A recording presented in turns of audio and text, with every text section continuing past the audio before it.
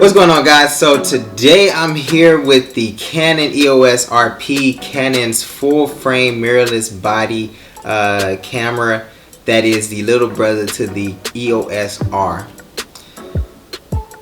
So I've had this camera for a few days now, and I just wanted to go over a quick review of things that I really love about this camera. So the main reason why I wanted to upgrade was I wanted to jump into the full frame sensor family.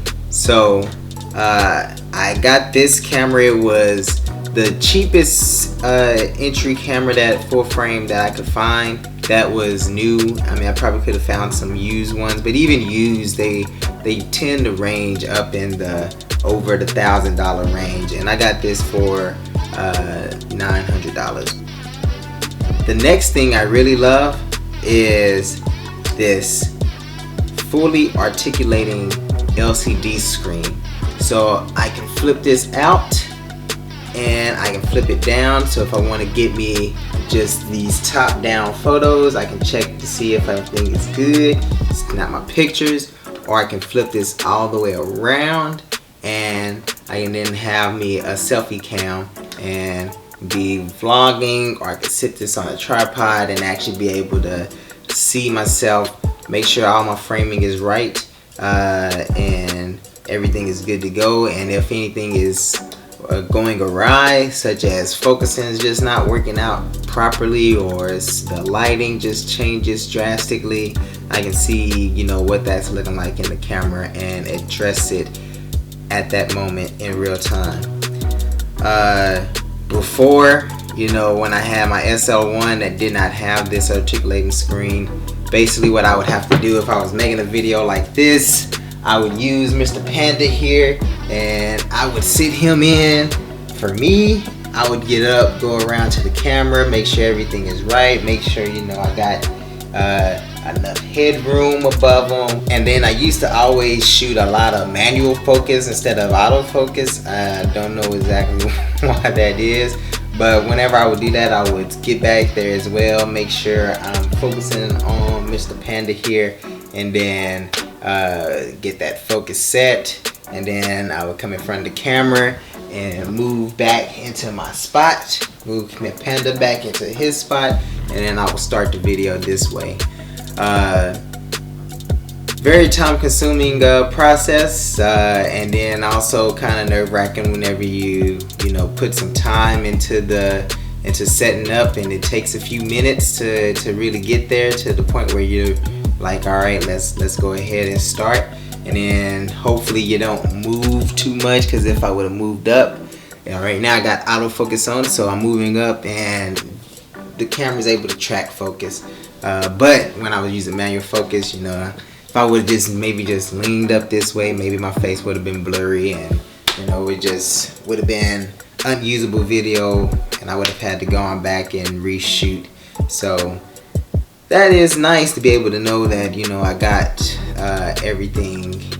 I'm able to keep track of everything, especially with the fact that I tend to shoot videos alone. So all my functionality with changing modes is right here on the right hand side. Changing my shutter speed and aperture is all right here on this dial, or on this dial here, so I can easily maneuver both of those. And speaking of modes, you know, one of the modes I really love about this camera is the time-lapse feature. So, you know, I've always been interested in actually shooting time lapses. I've actually tried to do a couple of them just manually, and it just doesn't work.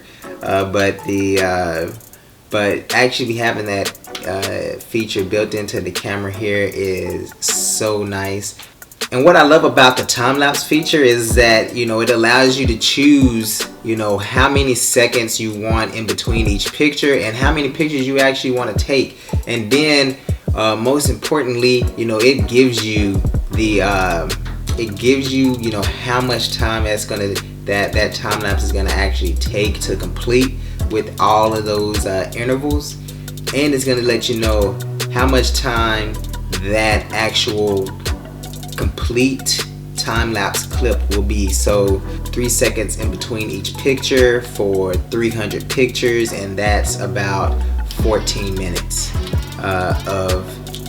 that's about 14 minutes of real time to get the time-lapse, and about would say like, I think it's like 7 or 8 seconds of actual video time. So it's nice because if you're putting in B-roll or whatever you want to do, you know, I can go out, shoot a time lapse of some stuff that I really want to, you know, add as B-roll, and I can know that, all right, this is gonna be maybe 20 seconds of B-roll, and I can, you know, chop that B-roll down into, you know, 5-second bit of time lapse here or a 10-second bit of time lapse there, and you know I got 20 seconds of a video that's actually a video content that I'm gonna be able to use, or you know, shrink it down if I don't even need all of it. And with video, I can do higher frame rates with this camera. My SL1, I was topped out at, you know, resolution wise, full HD 1080p at 30 frames per second was the highest I could go.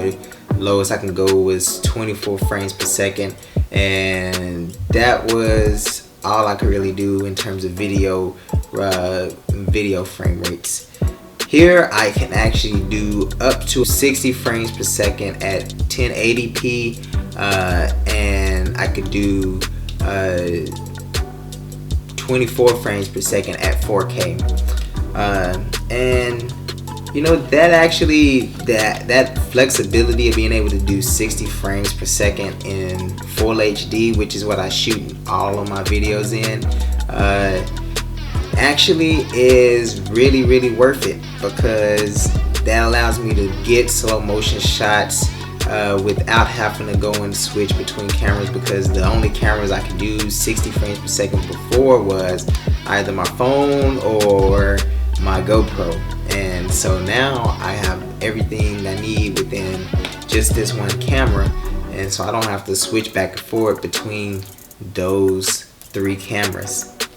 And lastly, which was an actual hidden gem within the camera that I didn't realize was going to help me out so much, was the functionality of Wi-Fi and Bluetooth.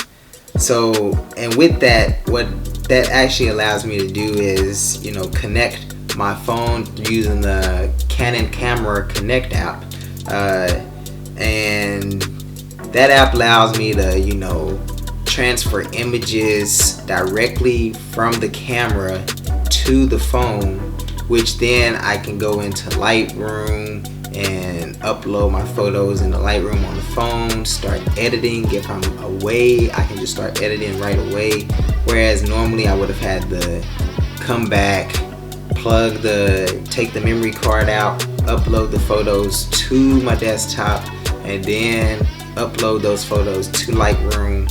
And then at that point, you know, if I couldn't sit down and actually edit on the computer, then I could, you know, be on the go and actually edit on the phone if I needed to be able to be on the go. It just saves so much more time. And that is pretty much, you know, the biggest features that I really love about this camera so far, that just really just blew my socks off, basically. There's so much more to this camera that I really love, that I just don't have time to really just put into this particular video. And then, but I'm going to be doing another video later on, probably after I've worked this thing in a little bit. Give me about a month or so, and I'll be putting out another video, just a follow-up to this video on what exactly I think about the EOS RP. Do I regret it, or do I think it was 100% worth it? Right now, I feel like it was 1000% worth getting this camera, and I am in love with it. My wife gets upset because I think she feels a little jealous because I spend so much time with the camera. But you know, for real speaking, you know, I really do love this camera right now, and I am looking forward. I don't think I'm going to regret it, but we will see. I'm planning on making this video, follow to this video in about a month's time from now. So we will see you guys in the next one. Peace.